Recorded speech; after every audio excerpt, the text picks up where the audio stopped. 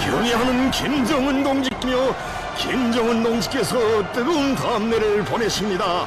따뜻한 축복을 보내주십니다.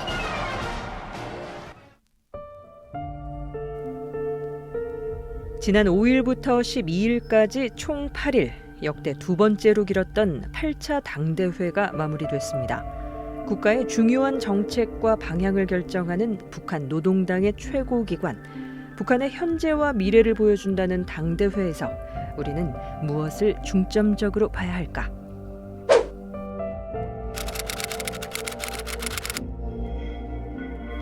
(8차) 당대회의 피날레를 장식한 열병식은 규모 면에선 지난해 10월 당창건 기념일보다 축소됐습니다. 그러나 화려한 조명이 감싸는 평양시가지를 무대로 악단의 라이브 연주 아래 등장한 군인들과 무기들은 한편의 화려한 쇼처럼 연출됐습니다. 열병식에 등장한 무기 중 단연 주목을 받은 것은 신형 SLBM 잠수함 발사 탄도미사일 북극성 5시옷과 단거리 탄도미사일 KN-23의 개량형. 북극성 5시옷은 지난해 10월 노동당 창건 75돌 기념 열병식에서 선보인 북극성 4시옷에 비해 동체가 굵어지고 탄두부가 길어졌습니다. 이름에 붙은 시옷은 수중 발사형 미사일에 붙는 구분기모로 추정됩니다. 일단은 직경이 굵어졌다는 것은 그만큼 추진체를 좀 더 넣을 수 있으니까 사거리에 일부 증가 효과가 있을 것 같고요. 그리고 탄두부가 많이 좀 확장이 됐습니다. 사형보다는 더 큰 이제 다탄두를 집어넣지 않을까 그렇게 추정이 되는 겁니다.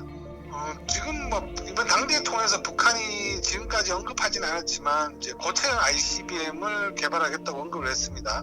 그 ICBM은 지상뿐만 아니라 수중에서도 발사되는 것이라고 분명히 했고요. 수중이란 말은 이제 SLBM을 되는데 당대회와 열병식을 통해 드러난 북한의 큰 그림은 거의 무기한으로 자망이 가능해 세계 어느 곳이든 은밀하게 침투할 수 있는 핵 추진 잠수함을 개발함으로써 더 강력한 SLBM 잠수함 발사 탄도미사일을 장착한 뒤 미국 본토를 위협하겠다는 것으로 분석됩니다. 보통 핵을 개발해서 핵을 보유하고 사용할 수 있는 최종 단계는 핵 추진 잠수함에서 발사하는 SLBM까지 확보하는 게 마지막 단계죠. 그거는 정말로 자위력의 차원을 넘어서서 2차 공격 능력을 확보하겠다. 그리고 그 대상은 한 남한이 아니라 이거는 미국 본토를 향하는 거기 때문에 명백하게 미국이 자신들을 말리지 않으면 자신들은 여기까지 간다라는 걸 이번에 확실히 보여준 거고요. 이날 열병식엔 KN-23의 개량형으로 추정되는 단거리 탄도미사일도 선보였습니다. 차륜형 미사일로 북한의 이스칸데르로 불리는 KN-23은 남한 전역을 사정권으로 합니다. 신형 탄도미사일은 기존의 KN-23에 비해 이동식 발사 차량의 바퀴가 한 축 늘었고 탄두가 길고 뾰족해졌습니다. 당대회에서 전술핵을 언급한 부분을 고려해보면 길어진 탄두 부분은 전술핵을 넣기 위한 것으로 분석될 수 있습니다.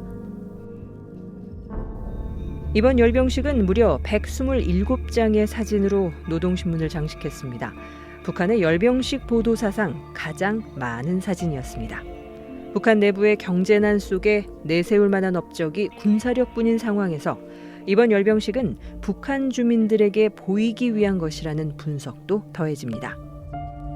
이번에 보여주는 거는 대외적 성격도 일부 들어있지만 좀 대내적 성격이 좀 강한 김정은 위원장의 군사 부분의 업적을 인민들에게 과시하기 위한 우리는 실전 배치된 무기 체계들을 가서 이제 러시아나 중국이나 실전 배치된 무기 체계들을 가지고 주로 열병식을 하는데 북한은 좀 틀려요. 이제 북한은 자신들의 군사력을 좀 과시하기 위해서 이제 개발이 진행되고 있는 무기 체계들도 열병식에 동원을 합니다.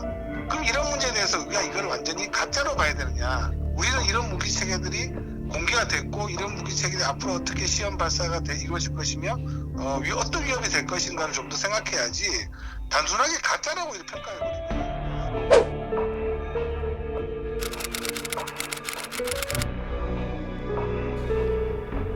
2011년 김정일 사후 김정일을 영원한 총비서로 받들겠다던 서약을 뒤로하고 이번 대회에서 김정은 위원장은 총비서로 추대됐습니다.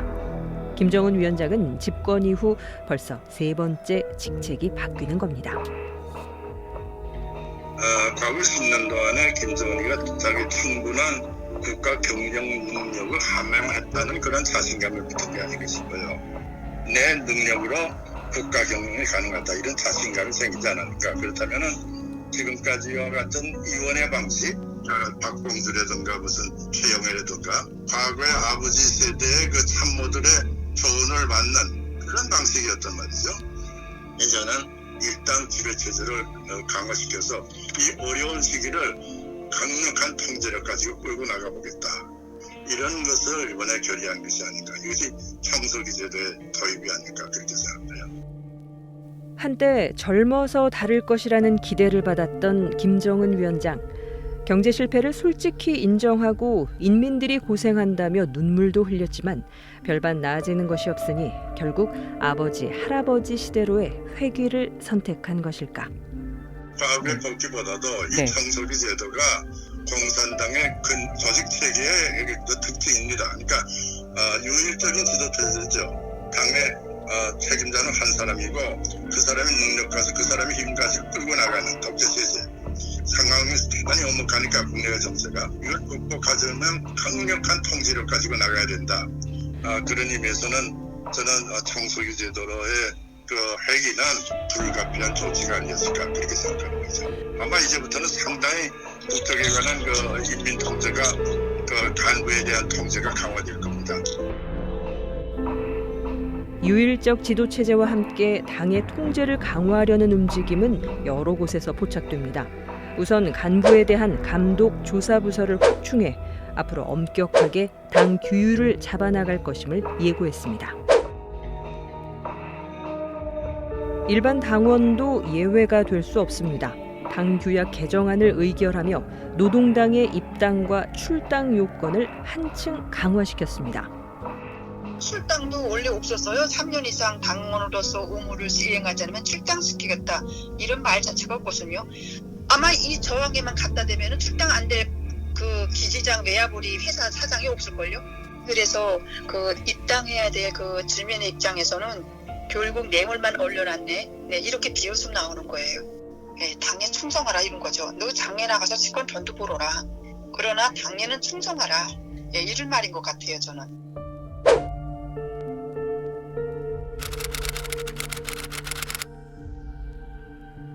북한은 해마다 11월에서 12월 말 사이 주민들에게 다음 해 달력을 공급합니다. 올해는 이마저 공급되지 않은 것으로 알려졌습니다. 8차 당대회 이후 당대회의 결정을 철저히 관철하자는 군중 집회가 한창인 가운데 주민들 사이에선 달력 하나 인쇄하지 못하면서 무슨 수로 사회주의 경제 강국을 일떠세우겠냐며 비난하고 있다고 합니다. 통화를 해봤어요. 근데 너무너무 웃긴 반응이 당대회를 해서 뭘 하냐, 왜 하는지 모르겠다는 거예요. 예, 주민들은 왜 하는지 모르겠고, 그 다음에 아니 총비서면 어떻고 국무위원장이면 어떻고 그 사람이 그 사람인데 바뀌지 않는데 사람이 바뀌어야 뭐 바꾸든지 이렇게 되겠는데 예, 그러는 거예요. 그러니까 주민들이 당대회를 바라보는 시각은 하나도 이게 거기다가 기대할 것이 없다. 예, 대부분이 그래요.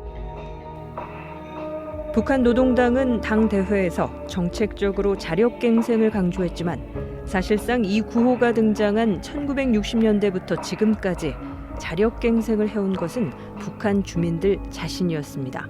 그렇다면 북한 주민들이 진짜 바라는 것은 무엇일까?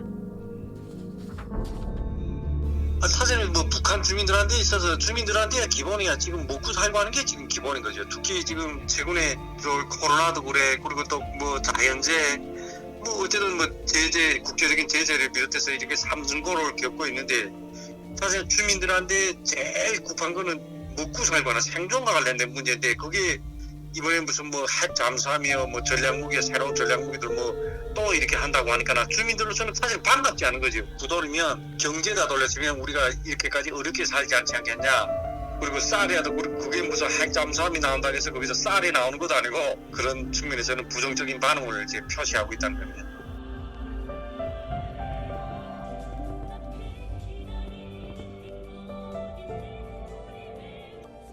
나갈